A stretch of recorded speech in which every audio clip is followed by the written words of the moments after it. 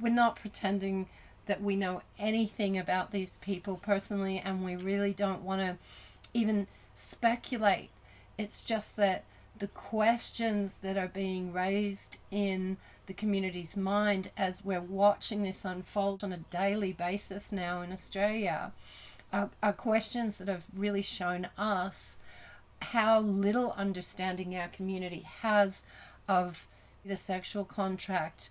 Well, that's been the problem, and that's why we've stepped in now. I mean, the journalists are dealing with this slippery problem of sexual politics, and they don't really know how to deal with it. And from a legal perspective, they're at sea as well, at the parliament level. It's very difficult. And from the social media level, it's all just getting very emotional. The thing is, with somebody who's groomed as a codependent, is sexual exploitation is only going to be one part of the exploitation that they're probably going to experience through their life. They're probably also going to be emotionally exploited. They're probably going to be financially exploited. They're probably going to end up suffering exploitation on just about every level. Sure. So we've got two sides of it here then. There's the actual exploitation. There's the narcissistic person, or the predatory person, let's just say, looking for somebody that doesn't have a defined idea about what they want.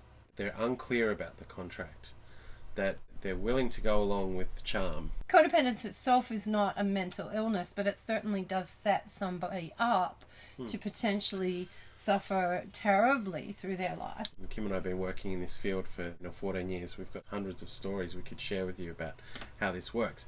That predatory type person, which is we profile as the narcissistic person, can come along and will tune in and will zero in on women particularly that have that codependent mindset, vulnerable. and that they are vulnerable in that sense, and it's difficult to hide that codependency, isn't it? Because the body language and our verbal language and everything, it gives it away very easily. We're not apologists for the perpetrator, but I would have to say that no, it isn't black and white. All of the trauma that a codependent experiences in their life may not all be actually because of the rape or the exploitation that happened when they were young. They may not see the bigger picture, that they were actually groomed for this, and it's part of a bigger picture of ways that they're allowing other people to exploit them in their lives.